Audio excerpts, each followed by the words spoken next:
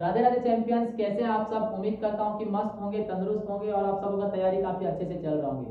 तो जैसे कि आप सबों के लिए जो इंपॉर्टेंट क्वेश्चन है वो भैया आप सबों को दो दे दिए हैं, जो कि पहला था आपका लेंस मेकर्स फॉर्मूला और दूसरा था आपका प्रिज्म फॉर्मूला।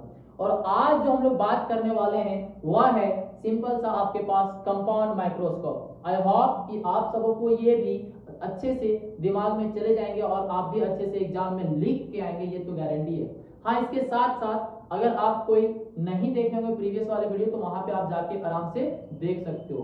बहुत ही कम समय में आप सबों के लिए ये तैयार किया जा रहा है, और ताकि आप आराम से एग्जाम पे लिख के आए। हाँ, जिस प्रकार से आप एग्जाम में लिखेंगे उसी तरह से आपको यहाँ पे बताया जाएगा। सो फर्स्ट ऑफ ऑल हम लोग देखेंगे कंपाउंड माइक्रोस्कोप। कंपाउंड माइक्रोस्कोप की रोल क्या होती है। रोल कहने का मतलब ये सिंपल एक डिवाइस होती है जो कि आपको छोटे से छोटी चीज को आपको बड़ा करके देता है। जिसको आप कह सकते हो a simple device which is used to see the a small object, in highly magnified form. ये हो गया। इसके बाद आते हैं हम लोग कंस्ट्रक्शन, कैसे इसका बनता है। तो सबसे पहले कंपाउंड माइक्रोस्कोप में लगी होती है दो लेंस, एक होता है छोटा और एक होता है बड़ा। एक का नाम बोलेंगे हम लोग ऑब्जेक्टिव लेंस। कौन सा लेंस? Objective lens. और दूसरे का नाम क्या बोलेंगे? Eyepiece lens. तो चलिए नाम दे देते हैं। एक का नाम बोलेंगे LO और दूसरे का नाम क्या बोलेंगे? LE। ओके, चलिए अगर हम कहें कि हमारे पास लेंस है ना, हमारे पास क्या है? लेंस है। और अगर हम कहें लेंस है हमारे पास, तो दो लेंस दिख रहा है। तो अभी आप गौर करेंगे सिर्फ इस लेंस के पास, है ना, इस लेंस को ऑब्जेक्टिव लेंस। ऑब्जेक्टिव लेंस इसलिए इसको बोल रहे हैं क्योंकि इसके फ्रंट में रखा जाएगा एक ऑब्जेक्ट। बस इतना बने रहिए वीडियो में, एकदम सारी को समझ में आएगा। ये ऑब्जेक्टिव लेंस इसलिए कहलाया जा रहा है क्योंकि इसके फ्रंट में होगा एक ऑब्जेक्ट। ऑब्जेक्ट से जाएगा लाइट रे, और यहाँ से, इससे पहले थोड़ा सा देख लो आप, है ना, इसका भी कुछ फोकस होगा। मान लेते हैं इसका जो फोकस होगा ऑब्जेक्टिव के लिए FO। अच्छा, आईपीस लेंस के लिए भी कुछ होगा फोकल लेंथ, बोलेंगे भैया FE। क्या होगा डियर? FE। तो आप क्या दोगे यहाँ पे? FE। यहाँ पे दे देंगे हम लोग FE। ओके, यहाँ पे लिख दो आप FE। अगर हम कहें कि अगर कभी भी कोई लाइट रे अगर पैरेलल जाती है कोई लेंस से, तो हमेशा हमेशा कहां से कटेंगे dear? You know it very well. कहां से कटने चाहिए भैया? एकदम हमें आता है, बहुत अच्छे से आता है। वो हमेशा कटती है फोकस से। कहां से कटती है? फोकस से। एक और लाइट रे हमें चाहिए, और वो कहां से ले जाएंगे हम लोग? ऑप्टिकल सेंटर O से ले जाएंगे। और वो कहां पे कटेगा? जहां कटेगा वही हमारा बनने वाला है इमेज, है ना। यहाँ पे कटा। ओके, आप कहोगे मेरे पास कटा, इमेज बना, है ना। ठीक है, जहां पे कटा वही इमेज बनाया। किसके द्वारा? ऑब्जेक्टिव लेंस के द्वारा। तो इमेज कहां बना डियर? अब सिंपल कहोगे मेरे पास जो इमेज बना, यहाँ हमारा क्या बना? इमेज बना। इमेज का नाम, ऑब्जेक्ट का नाम आप दे दो। ऑब्जेक्ट का नाम सपोज करो आपका था AB। ऑब्जेक्ट का नाम AB, इमेज का नाम क्या हो जाएगा? B dash A dash, B dash और A डैश हो गया। इसके लिए ऑब्जेक्ट, इसके जो इमेज बना उसका नाम क्या हो गया? A dash B dash. अब यहाँ पे देखेंगे, अब ये जो इसका काम तमाम हो गया, है ना। इमेज जो बना हमारे पास कैसा बना था? हमारे पास सीधा, अब जाके बन गया उल्टा। जिसके काम, जिसे हम कह सकते हैं ये बना हमारा इन्वर्टेड, और कैसा? रियल, और कैसा? थोड़ा सा बड़ा, थोड़ा सा बड़ा, है ना। तो आप क्या लिखोगे? वर्किंग में जाके अच्छे से यहाँ पे लिखेंगे, वर्किंग में जाके, है ना, ताकि समझ लो, दिक्कत नहीं होगा। और वर्किंग आप यहाँ पे लिखोगे, firstly the object is just, किसके आगे रखा गया है? आप कहोगे लेंस, पहला लेंस के पहले, है ना, ऑब्जेक्टिव लेंस के पहले। और जो कि बनाता है इमेज, कैसा बनाता है? चलिए बताइए आप, कैसा बनाता है? आप कहोगे जो इमेज बनाता है रियल। कैसा बना डियर? बोलोगे आप रियल बना। कैसा बना? रियल। और कैसा? उल्टा। कैसा बना है? उल्टा। तो यहाँ क्या लिखेंगे आप? इन्वर्टेड। और इमेज जो बना है कैसा बना है हमारा? छोटा या बड़ा है? इनलार्ज है। तो आप लिखोगे इनलार्ज, थोड़ा सा बड़ा, है ना, पहला के मुकाबले। लेकिन अब हमको, ये आपका काम है, ये आप करोगे, ठीक है। मैं उम्मीद कर रहा हूँ कि हम लोग मिलकर ये यहाँ पे फिलअप करेंगे। फिलहाल हम लोग देखने वाले हैं कि पहला लेंस जो ऑब्जेक्टिव है वो तो अपना काम कर दिया भाई, है ना, है ना। कौन कर दिया हमारा काम? बोलो ऑब्जेक्टिव लेंस तो काम कर दिया। अब हम लोग फोकस करने वाले हैं कि आईपीस लेंस हमें किस प्रकार का इमेज देगा। तो ये अभी हमारा जो इमेज मिला था वो तो बड़ा था, बट अभी तक हमारा फाइनल इमेज आया नहीं है। अब हम लोग क्या करते हैं? फाइनल इमेज देखेंगे, और final image will be obtained by the eyepiece lens. कौन सा लेंस देगा प्यारे? आपको देने वाला है आईपीस लेंस। तो उसके लिए आप कह सकते हो कि इस लेंस के लिए कोई हमें नया ऑब्जेक्ट लाने की आवश्यकता एकदम बिल्कुल नहीं है। आपके पास जो a डैश b डैश है ना, यही ऑब्जेक्ट की तरह एक्ट करेगा। कौन सा लेंस के लिए? आईपीस लेंस के लिए। सो ए बी क्या हो जाएगा? ऑब्जेक्ट, और ऑब्जेक्ट से हम कहेंगे जाएगा एक पैरेलल, और पैरेलल ही जाता है तो हमेशा हमेशा कहां से कटेगा? फोकल लेंथ एफी से कटेगा, फोकस से कटेगा, हमने काट दिया। एक और लाइट रे हमारा किरण पास करवाएंगे, कहां से? एक हमारा बोल सकते हो ऑप्टिकल सेंटर O1 से, और दूसरी कहां से? O2 से। O2 से आप काटोगे ऐसे करके O2। क्या यहाँ पे आप दो लाइट रे, ऐसे नहीं लग रहा कि काफी फैल रहे हैं? और काफी फैल रहे हैं, यहाँ पे आप अच्छे से देखेंगे तो यहाँ पे आप अपना लगा देना आँख, लो आँख बना दो, इसलिए इसका नाम हो गया आईपीस लेंस। यही तो हम लोग देखते हैं, ओके, आईपीस लेंस कितना अच्छे से नीली नीली आंखें से हम लोग ऑब्जर्व करते हैं ना। और आईपीस लेंस जो होता है उसके जस्ट यहाँ पे हम लोग आई रहता है, इस वजह से इसका नाम क्या कहते हैं हम लोग? Eyepiece lens. अब यहाँ पे हम कहेंगे कि भैया अगर हमारे पास ये लाइट रे है, क्या कभी भी ये दोनों मिलेगा? क्या कभी भी दोनों इंटरसेक्ट करेगा? अगर नहीं, क्या कभी कर सकता है? कभी नहीं कर सकता। अगर नहीं मिलेगा then is it possible to be the image just in front of this lens? नहीं, कभी भी इधर अगर बोल सकते हो लाइट रे नहीं कट करेगा तो इमेज भी बनना असंभव है। अगर असंभव लग रहा है आपको, देन आप क्या करोगे? थोड़ा सा तो लगाना पड़ेगा, हमें तो इमेज बनाना है, तो किसी भी हालत में बनाना है। देन हमको क्या करना पड़ेगा? कहेंगे कि ये लाइट रे है ना भैया, कहीं पीछे से दौड़े दौड़े आ रहा है, ओके, कहीं पीछे से दौड़े दौड़े ऐसे करके आ रहा है। इसी प्रकार से ये आपको लाइट रे जो दिख रहा है, जो फोकस से कटी है, कहीं ये भी तो पीछे से आ रहा है। यस यस यस, सही समझे। तो आपको लग रहा है कि भैया ये हम लोग क्या करेंगे, इसको भी ऐसे करके डॉटेड करके खींचेंगे, और जाके दोनों जाके कहीं ना कहीं क्या होगा? मिलेगा। दोनों जाके कहीं ना कहीं क्या होगा? मिलेगा। तो आप क्या करोगे? थोड़ा सा डायग्राम, सॉरी, हाँ अच्छे से, ठीक है। तो आप क्या कहोगे? इमेज हमारा ऐसे करके जाके कहीं ना कहीं लाइट रे हमारा क्या होगा? मिलेगा। और मिलेगा जहां पे, वही हमारा क्या बनने वाला है? इमेज बनने वाला है। क्या बनने वाला है? इमेज। फाइनली आप देख सकते हो कि ये लाइट रे आगे नहीं मिला, आगे इमेज भी नहीं बना, बट हम क्या किए? दोनों जो गया था लाइट रे, उसको हमने रिट्रेस किया, पीछे से ले गया, है ना। हमें प्रतीत होगा कि इमेज जो बनेगा वो कहीं इधर बनेगा, इधर बनेगा, और इमेज का नाम हम लोग दे देंगे, इसका इमेज का नाम। यहाँ पे ए बी था, इसके कारण इमेज बना ए डैश बी डैश। अब इसके कारण जो इमेज बनेगा उसका नाम क्या होना चाहिए? आप कहोगे भैया ए डबल डैश। क्या कहोगे भाई? यहाँ सिंगल सिंगल डैश आया, इसके लिए क्या आ जाएगा? Double dash. यानी कि नाम क्या बोलोगे? B double dash, B double dash, okay. B क्या कहोगे? डबल डैश, और ए डबल डैश। कोई दिक्कत नहीं होना चाहिए। अब यहाँ पे हम लोग देखते हैं, दो एंगल दिखेगा आपको, दो ट्रायंगल। एक आपका आता है इमेज के लिए, किसके लिए डियर? एक आएगा आपके लिए इमेज के लिए, और दूसरा किसके लिए? ऑब्जेक्ट के लिए। तो सपोज करते हैं यहाँ पे जो एंगल बन रहा है, इसको बोलेंगे बीटा। क्या बोलेंगे? ये ट्रायंगल देखिए, दो ट्रायंगल दिखा, एक यहाँ से यहाँ गया, एक ऐसे करके आया, तो यहाँ पे जो एंगल बना उसको कंसीडर करते हैं हम लोग बीटा। क्या कंसीडर करेंगे डियर? बीटा। और एक हम लोग क्या करते हैं, एक इमेज के लिए एंगल बना हमारे पास, ये फाइनल इमेज के लिए बीटा। अगर हम बोलेंगे ऑब्जेक्ट के लिए भी तो बन रहा हो, तो ऑब्जेक्ट के लिए हम लोग डॉट डॉट करके लेंगे, और यहाँ पे हम लोग क्या मानने वाले हैं? अल्फा। अल्फा एक एंगल बनेगा बीटा, दूसरा क्या बनेगा? अल्फा। अल्फा कौन बनाएगा? ऑब्जेक्ट। और फाइनल इमेज क्या बनाएगा? Beta angle. इट्स ओके, बहुत बढ़िया। अब हम कहेंगे ये अल्फा बना, ये बीटा बना, हमारे पास दो दो ट्रायंगल। कितने ट्रायंगल? दो ट्रायंगल। कौन कौन? एक कहेंगे भैया, एक यहाँ से लेंगे हम लोग A double dash B double dash O2, और एक और ट्रायंगल जो लेने वाले हैं, सपोज करते हैं ये, थोड़ा सा समझिएगा, यहाँ से अगर हम ऐसे करके लाइट रे खींच दे, है ना, एक लाइन खींच दे, तो इसका यहाँ पे नाम भी दे दो आप सी। क्या दे दो आप? सी दे देंगे। तो यहाँ से अगर हमारे पास ऐसे करके डॉटेड वाला लाइन लिया है, तो इस ट्रायंगल का नाम क्या हो जाएगा बताइए? तो बी डबल डैश। यहीं पे समझना है दोस्त, यहीं पे हल्का सा आपको लगेगा, बी डबल डैश O2C। दो ट्रायंगल दिखा, एक नीचे दूसरा ऊपर, ठीक है। अब हम लोग लगाएंगे थ्योरी, और थ्योरी में हमें करना है कुछ नहीं, बस दो ट्रायंगल पे ऑब्जर्व और नजर लगा के रखना है कि एक ट्रायंगल नीचे, दूसरा ट्रायंगल ऊपर। नीचे वाला ट्रायंगल को बोलेंगे इमेज के द्वारा, जो हमारे पास ट्रायंगल बना है या फिर एंगल लिए हैं, और ऊपर जो है वो इसके कारण हम लोग लेंगे वो ऑब्जेक्ट के कारण। इट्स ओके, बहुत अच्छा, बहुत सुंदर। अब हम लोग थ्योरी में लिखेंगे एंगुलर मैग्निफिकेशन। क्या लिखेंगे प्यारे?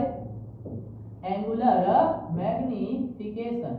Angular magnification, angular magnification. तो क्या होता है, m बराबर हम लोग लिखेंगे बीटा, क्या लिखेंगे पहले, इमेज का एंगल बीटा और ऊपर वाला angle alpha. Okay very nice. अब अगर हम बोलेंगे कि अगर ये एंगल काफी छोटा होता है ना, तो मैथ वाले सर भी आपको समझाए होंगे कि if the angle are small then वहां पे आप किसी भी ट्रिग्नोमेट्रिक फंक्शन को यूज कर सकते हो। और यहाँ पे हमें नीड पड़ेगा क्योंकि हम tan के रूप में यहाँ पे वैल्यू पुट करने वाले हैं। That's why you can simply right like this, tan beta upon में tan अल्फा। ऐसा क्यों कर रहे हैं, क्योंकि यहाँ पे थीटा का मान अल्फा और बीटा का मान जो है वो काफी क्या चीज है, स्मॉल है। क्या चीज है, काफी, एरो नीचे करते हैं, इसका मतलब काफी स्मॉल है। ठीक है, वेरी नाइस। तो m बराबर मैग्निफिकेशन बराबर मेरे पास फॉर्मूला, हाँ, tan बीटा। अब गौर करेंगे, tan बीटा अगर देखेंगे तो यहाँ से आप देख रहे हो तो परपेंडिकुलर, tan थीटा बराबर क्या होता है, p बाई b होता है, p बाई b। तो परपेंडिकुलर कौन सा कहलाएगा, a डबल बेस, नीचे वाला परपेंडिकुलर, ये वाला बेस, नीचे वाला परपेंडिकुलर, ये वाला बेस। तो परपेंडिकुलर क्या लिखेंगे आप, a double dash b double base. अच्छा, बेस क्या कहलाएगा, यहाँ से यहाँ तक की लेंथ क्या कहलाएगा, देख यहाँ से यहाँ तक की लेंथ क्या कहलाएगा, b double dash o2। Then you can simply write down like this, b double dash o2। अगर आप कहोगे भैया आपने बीटा के लिए काम कर दिया, इमेज के लिए काम कर दिया, तो ऑब्जेक्ट के लिए, ऑब्जेक्ट वाला ट्रायंगल कहाँ दिख रहा है, ऊपर, ट्रायंगल का नाम क्या है, b डबल डैश o2c। तो इसके लिए बताइए, तो आपका हाइट क्या हो जाएगा, b डबल डैश c। कहिए क्या लिखेंगे आप, b डबल डैश, इसको अलग कलर से कर देते हैं, b double dash c upon में बेस, इसका भी तो सेम ही है, क्या लिखेंगे आप बताओ, तो बेस, यहाँ से यहाँ तक का दूरी क्या कहलाएगा आपका, b डबल डैश o2। यहाँ तक कंफर्म हो गई क्या, यहाँ तक कोई झमेला, कोई किंतु, कोई परंतु एकदम नहीं होना चाहिए। क्या दोस्त आप देख के इस चीज को खुश हो गए होंगे, मन में लड्डू फूट रहा होगा इस चीज को देख के, भैया यहाँ पे b डबल डैश और b डबल डैश, इसका तो पत्ता कटा, दोनों तो गया, बाय बाय, हैप्पी बर्थडे। अब बचा मेरे पास क्या चीज, आप लिख दो, मेरे पास बच गए, that is a double dash b double dash, नीचे क्या बचा हमारे पास, b डबल डैश c। यहाँ तक भी कोई किंतु परंतु होने वाली नहीं है। फिर अब आगे बढ़ेंगे स्टेप बाय स्टेप। ठीक है, m बराबर a डबल डैश, ठीक है, a double dash b double dash और b डैश c डैश की जगह हम लोग लिख सकते हैं, b डबल डैश c की जगह हम लोग लिख सकते हैं ab। भैया काय को इसने इस तरह करा आपने, दोस्त b डबल डैश अच्छे से देखोगे ना आप, कुछ दिखेगा आपको, जो आपका ab का हाइट है और b डबल डैश c का हाइट है, क्या आपको ये हाइट और ये हाइट सेम नहीं लग रहा? अगर हाइट सेम लग रहा है तो क्या आप b डबल डैश c की जगह ab लिख सकते हैं? हाँ, कंफर्म लिख सकते हो, एग्जैक्टली लिख सकते हो आप, b डबल डैश c की जगह हम क्या पुट कर सकते हैं, ab। Then you can simply write down like this ab। यहाँ तक सही समझे? अब थोड़ा सा और एक स्टेप अच्छे से जाना है, उसके बाद खत्म। कंपाउंड माइक्रोस्कोप तो हम लोग से बन गया। अब क्या करोगे, यहाँ पे मल्टीप्लाइंग एंड डिवाइडिंग करोगे, किससे करोगे भैया, यहाँ पे हम लोग m जो निकालेंगे ना, height of the image by height of the object के फॉर्म में लाएंगे। और हाइट ऑफ द इमेज एक बार आईपीस के लिए दिखेगा और एक बार किसके लिए दिखेगा, ऑब्जेक्ट के लिए, ऑब्जेक्टिव लेंस के लिए। तो हमको यहाँ करना क्या पड़ेगा, आप देख सकते हो कि अगर हम लोग को यहाँ पे इसके रूप में लाना है, a double dash b double dash और अपॉन में क्या लाना है, a डैश और b डैश। और अगर हम बोलेंगे ऑब्जेक्ट के लिए, mo के लिए क्या लाना पड़ेगा, a single dash b single dash by ab। अभी जस्ट टेंशन मत लीजिए, अभी तुरंत क्लियर हो जाएगा ये भी। तो आपको यहाँ से बस छोटा सा एक स्टेप है, आप इसके बाद a डैश b डैश से मल्टीप्लाई कर दो। अगर आपने मल्टीप्लाई करा है, अगर ऊपर आपने दिया है तो नीचे भी तो ना देना पड़ेगा, तो आपको नीचे भी क्या करना पड़ेगा, डिवाइड देना पड़ेगा। ठीक है, तो आप यहां तक अगर आ गए तो आगे स्टेप भी काफी इजी है। m इज इक्वल टू, इसको अरेंज कर दीजिए, a डबल डैश, किसके देखो तो मैग्निफिकेशन ऑफ आईपीस लेंस लिखी तो a डबल डैश b के साथ क्या चीज है, सिंगल वाला है a डैश b डैश। तो आप यहाँ पे सेटलमेंट किसको कराओगे, बोल भैया इसको यहाँ पे रिप्लेस कर देता हूँ, तो a dash b dash into ऊपर में क्या है a डैश b डैश। आप देखो तो इसके रूप में आ रहा है क्या, हाँ आ रहा है, ए डैश और बी डैश, ठीक है। ए बी, हाँ भैया आ गया, ए बी को यहाँ ले गया अपन, तो इसको इंटरचेंज कर दिए इधर। बात समझ में आया? तो यहाँ पे क्या लिखेंगे हम लोग, ए बी। भैया इतना काहे को कर रहे हैं, इतना इसलिए कर रहे हैं कि इतना जो हमारे पास ये आया, इसके बदले में हम लिख सकते हैं, क्या लिख सकते हैं बताइए? तो इसके बदले में लिख सकते हैं हम लोग जस्ट एम ई। तो हम किसके साथ जाएंगे, यहाँ पे हम लोग सिंपली लिखेंगे that is M E, because this is the magnification of eyepiece lens and this is the magnification of that is magnification of objective lens. क्या क्लियर है? फंडा क्लियर है, ठीक है। अब यहाँ पे स्टार आप दे दो, अब यहाँ पे लिखोगे नाउ, क्या लिखोगे डियर, नाउ। इसके बाद बस खत्म, है ना। आप लिखोगे now putting now putting the value of ME and MO in a star equation we get, हमें प्राप्त होता है। क्या मिलेगा दोस्त, आप कहोगे m बराबर रियल टोटल जो मैग्निफिकेशन आएगा, आवर्धन आएगा, वो किसके बराबर होगा, m बराबर एम ई का मान क्या निकाल के बैठे हैं, बताया था आपको, दो फॉर्मूला आना चाहिए। क्या लिखेंगे, 1 plus D by focal length of eyepiece lens into क्या लिखेंगे प्यारे बताइए, बोलिए। इसका जो है आप आराम से लिखेंगे, क्या लिखेंगे, दैट इज माइनस में वी नॉट अपन में क्या लिखेंगे, हाँ इसको अलग कलर से कर दीजिए ताकि आपको अच्छे से समझ में आए।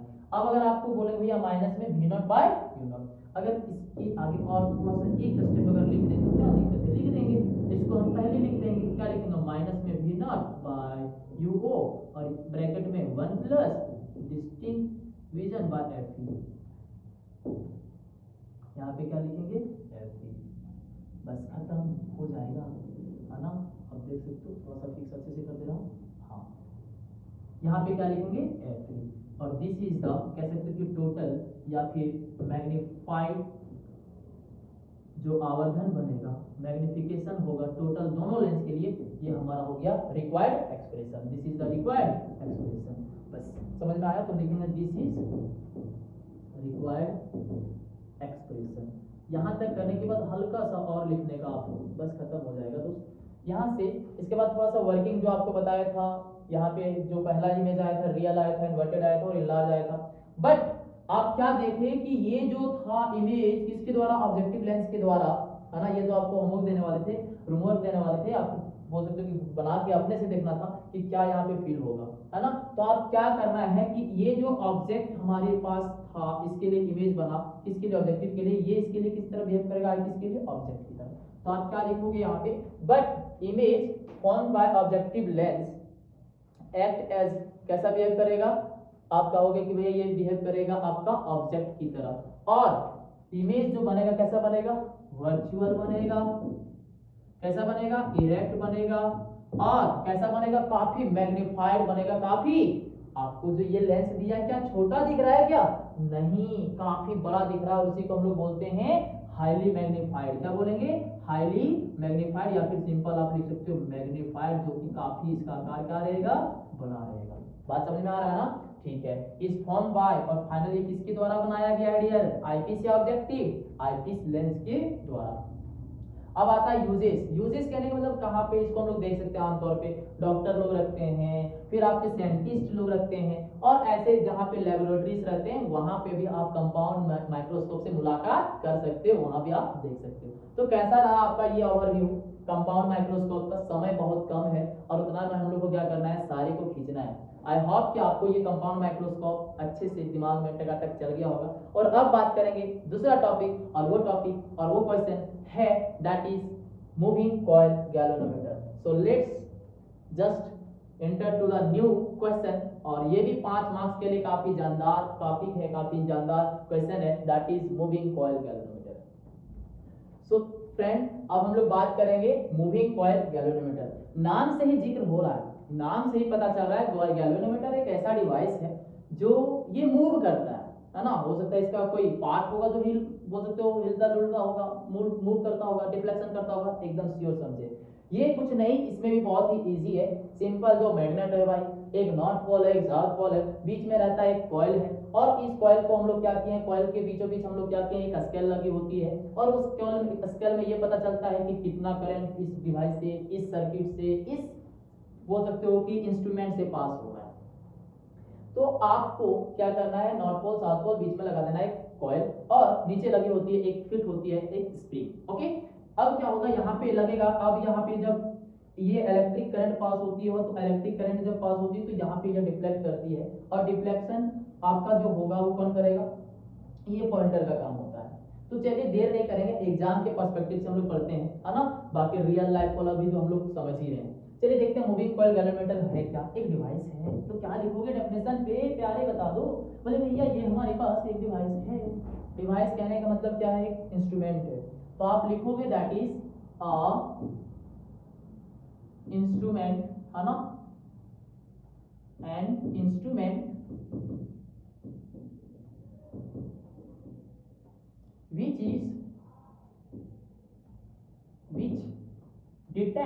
detect पता करना, डिटेक्ट लिखो, आप मेजर लिख सकते हो, मेजर, और measure the small value of current. एक ऐसा यंत्र होता है, एक ऐसा डिवाइस होता है, एक ऐसा इंस्ट्रूमेंट होता है जो स्मॉल वैल्यू ऑफ करंट को मेजर करता है।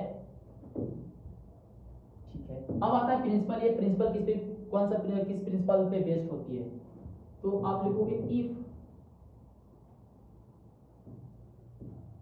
करंट कैरिंग कॉइल इज, एकदम सेम एग्जाम में आपको इसी तरह लिखना है, is kept between the magnetic field, kept in लिखो, है ना, केप्ट बिटवीन, अब इससे अच्छा है कि आप क्या लिखो, बिटवीन की जगह छोड़ के अब kept in magnetic field then it experience. तो ये क्या अनुभव करेगा, हाँ ये अनुभव करता है टॉर्क। तो लिखोगे देन इट एक्सपीरियंस करता है, एक्सपीरियंसेस अ टॉर्क। और टॉर्क कुछ नहीं भाई, टॉर्क क्या होता है, एक प्रकार का फोर्स होता है, और टॉर्क बराबर फॉर्मूला होगा that is N I A B. Torque बराबर क्या लिखेंगे, एन आई ए बी, है ना, ठीक है, साइन थीटा, साइन थीटा। ठीक है, तो इस चीज को हमें याद रखना है, इसी से हमारा आगे बढ़ेगा। दोस्त एक्चुअली होता क्या है ना, अगर हमारे पास ये कॉइल है, अगर ये कॉइल सपोज करें ये कॉइल है ना, तो अगर ये मैं अपना मोबाइल का प्रचार नहीं कर रहा हूँ, बस समझाने की कोशिश कर रहा हूँ। अगर ये हमारे पास कॉइल है, और अगर कहोगे कि अगर इसको हम लोग क्या करते हैं, मैग्नेट के बीच रखते हैं, तो इस पे लगती है टॉर्क, और टॉर्क एक ऐसी बल होती है जो किसी भी चीज को घुमाने की कोशिश करता है, इस पे लगती है आघूर्ण बल, और यहाँ पे लगेगा टॉर्क, और वही टॉर्क का जो फॉर्मूला होता है दैट इज होता है N I A B sine theta, जहाँ पे एन को बोलेंगे number of turns, I electric current, A area of that coil, और बी क्या कहलाएगा हमारा मैग्नेटिक फील्ड। ओके, तो देर नहीं करते हैं, हम लोग आगे बढ़ते हैं। तो कंस्ट्रक्शन सबसे पहले क्या किया, हम लोग एक मैग्नेट ले लिए, है ना, north pole south pole, north pole से हमेशा मैग्नेटिक फील्ड लाइंस पास होते हैं, जाते हैं, निकलते हैं, ये आपको पता है, और बीच में रखा हमने एक कॉइल। ठीक है, अब हम लोग क्या करेंगे, जैसे यहाँ पे आएंगे डायग्राम पे, तो अगर यहाँ से मैग्नेटिक फील्ड लाइंस निकलते हैं ना, किस प्रकार से निकलेंगे पता है, सारा 90 डिग्री, जिसको हम लोग बोलते हैं रेडियली। क्या बोलते हैं हम लोग, रेडियली, या यू आर राइट, रेडियली बोलते हैं। तो यानी कि आप यहीं पे आपको आसान कर देते हैं ताकि आपको इजी ना पड़े, मतलब इजी पड़े, क्या पड़े, इजी पड़े। ओके, टॉर्क बराबर क्या लिखेंगे, N I A B sine theta का मान कितना पुट करेंगे डियर, 90, साइन 90, यानी कि टॉर्क बराबर कितना लगने वाला है, एन आई ए बी, यानी कि टॉर्क लगेगा दो बार, एक बार टॉर्क का मान जो आया N I A B. So you can यहाँ पे लिखोगे, आगे मैं बताऊंगा, है ना, जा ही रहा हूँ, जस्ट वेट, है ना, जा रहे हैं। तो दो बार टॉर्क लगेगा, है ना, अगर हमारे पास क्या है, इधर से ये घूमना चाह रहा, नीचे लगा हुआ था, फिर क्या चीज था, स्प्रिंग था। अच्छा दोस्त, अगर इसको घुमाएंगे तो स्प्रिंग भी क्या होगी, बोल सकते हो, वो भी वाउंडेड होगी, वो भी लपेटा जाएगा। तो आप कहोगे जितना ज्यादा हम इसको ऐसे करके घुमा रहे हैं, उतना ही ज्यादा वो एनर्जी को, या फिर बोल सकते हो कि टॉर्क को स्टोर करके रखता है कौन, बस आपका स्प्रिंग। तो दो बार लगने वाला है आपके पास, बोल सकते हो टॉर्क, एक बार टॉर्क लगाया जाएगा आपका, बोल सकते हो कॉइल के द्वारा, और उसी को रिस्टोर करके रखता है हमारा स्प्रिंग के द्वारा। और क्या होता है, जितना ज्यादा आपका कॉइल घूमेगा उतना ही बार टर्न मारता आपका स्प्रिंग, और उसी को बोलते हैं फॉर इक्विलिब्रियम कंडीशन में हम लोग लाएंगे, तो 1 बराबर टू करेंगे, और वहां से हमारा डायरेक्ट जो सेंसिटिविटी होती है गैल्वेनोमीटर का वो हमें पता चल जाती है। तो बिना देर किए हुए चलिए अब हम लोग आते हैं वर्किंग एंड थ्योरी। उससे पहले थोड़ा सा लिख लेना है भाई, कुछ नहीं, इस पे क्या क्या आपने लिया है। तो ये कंसिस्ट करता है a coil which is kept between the magnet. इस पे हम लोग क्या लिया, एक कॉइल लिए हैं जो कि रखा गया है किसके बीच, मैग्नेट के बीच रखा गया है। A pointer scale to measure the current, एक पॉइंटर होती है जो मेजर करती है करंट। आई को क्या बोलते हैं, इलेक्ट्रिक करंट।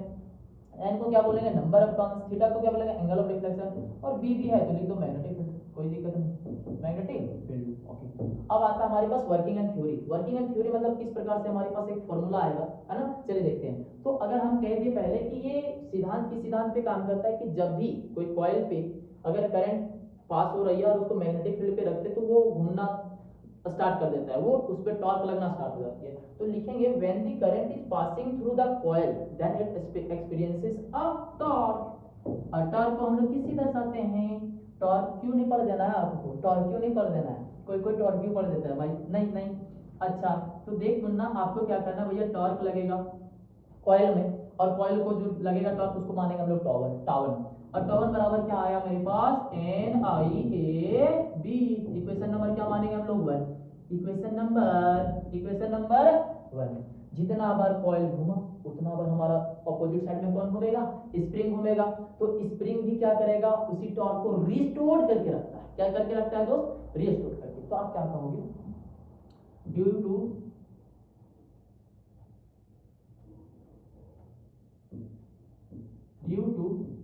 डिफ्लेक्शन, है ना, due to deflecting torque on coil क्या होगा,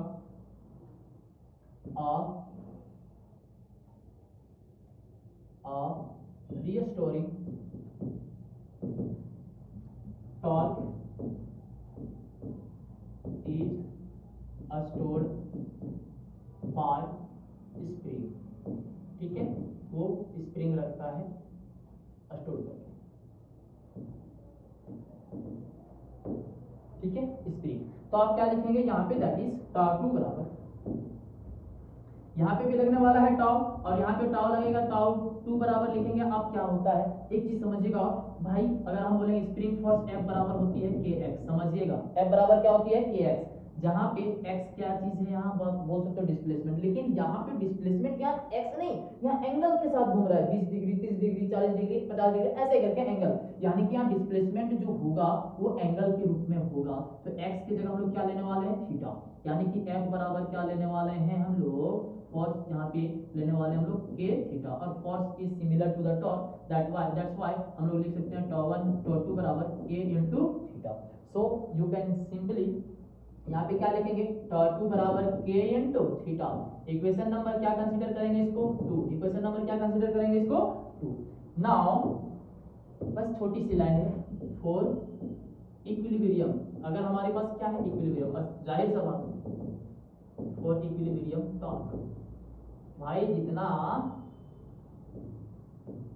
थोड़ा जस्ट, अगर हम कहेंगे जितना ऊपर हमारा घुमा कॉइल उतना ही हमारा ऑपोजिट डायरेक्शन में कौन घूमेगा, स्प्रिंग। तो आप क्या कहोगे कि इक्विलिब्रियम टॉर्क लगा, जितना टॉ वन लगा उतना ही टॉ टू लगेगा।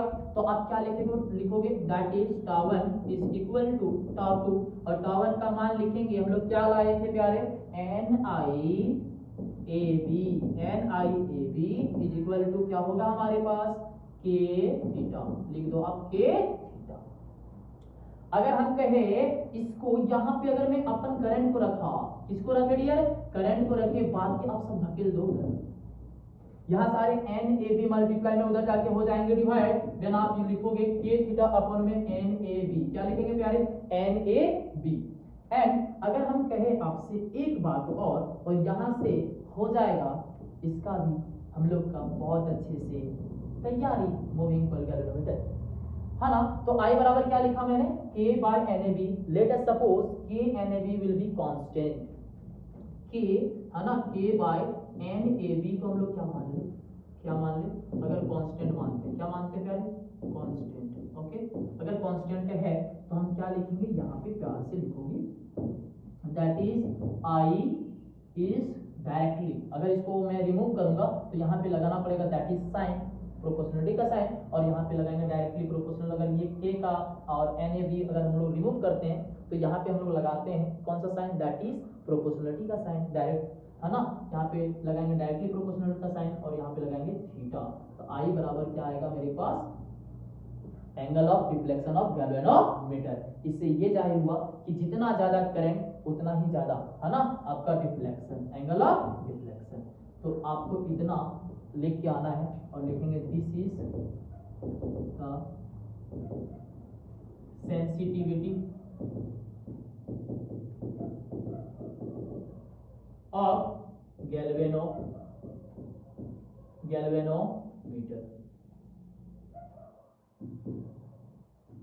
और यही हमारा क्या है, सेंसिटिविटी ऑफ गैल्वेनोमीटर। तो सबसे पहले हम लोग देखें कितना अच्छे से, है ना, प्यार से, मूविंग कॉइल गैल्वेनोमीटर का हम लोग सबसे पहले रोल क्या होती है, स्मॉल डिवाइस होती है जो स्मॉल वैल्यू ऑफ करंट को मेजर करके देती है। इसके प्रिंसिपल क्या है, तो अगर कोई करंट कैरिंग कॉइल है, अगर उसको मैग्नेटिक फील्ड पे रख दिया जाए तो वहां पे लगता है टॉर्क, जो एक्सपीरियंस करता है टॉर्क, वो लिख दिया आपने। और टॉर्क बराबर क्या आता है, NIAB sin थीटा होती है। और यहाँ पे जितने भी मैग्नेटिक फील्ड निकल रहे हैं वहां पे क्या होता है, रेडियली निकलते हैं, जिस वजह से हमने थीटा का मान हमने कितना पुट करा, 90 पुट करा।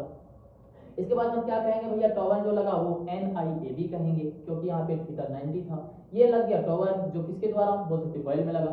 फाइनली अगर हम बोलेंगे यहाँ पे अगर जितने बार घूम रहा है उसी प्रकार से नीचे लगी हुई है स्प्रिंग, स्प्रिंग में भी लगेगा कैसा, रिस्टोरिंग फोर्स या फिर रिस्टोरिंग टॉर्क, और वो टॉर्क कौन स्टोर करेगा, स्प्रिंग। तो आप लिखोगे द रिस्टोरिंग टॉर्क, है ना, क्या लिखे, the restoring torque which is stored bye spring that is torque बराबर के थीटा। फिर फॉर इक्विलिब्रियम, जितना बार ऊपर कॉइल घुमा उतना ही आपका कौन, स्प्रिंग भी उतना ही घूमेगा। तो टॉवन फॉर इक्विलिब्रियम टॉर्क लिखेंगे टॉवन बराबर टॉ2। टॉवन का मान पुट करा आपने, टॉ2 का मान पुट करा आपने, आई को रखा बाकी रख दिया, दैट्स व्हाई आप लिख सकते हो k बाय NAB, और k बाय NAB को मानेंगे हम कांस्टेंट। अब k बाय NAB को जब हम लोग क्या करते हैं, इसको रिमूव करते हैं तो यहाँ पे लगाएंगे हम लोग डायरेक्टली प्रोपोर्शनल, कि अगर हमारे पास करंट बढ़ रहा है तो बोल सकते हो कि गैल्वेनोमीटर का जो सेंसिटिविटी होती है वो भी बढ़ती है। थैंक यू प्यारे, आई होप कि सारे को ये समझ में आएगा, और मैं कोशिश करूंगा कि जितने भी आपके एग्जाम के पर्सपेक्टिव में इंपॉर्टेंट होगा सारे वो कंटेंट आप तक पहुंच जाए, और मैं अपने आप को भी और से अच्छे से अच्छे जितने भी टॉपिक्स हैं आपको कवर करवा पाऊँ। थैंक यू, तहे दिल से धन्यवाद। जय Hind to all the lovable viewers.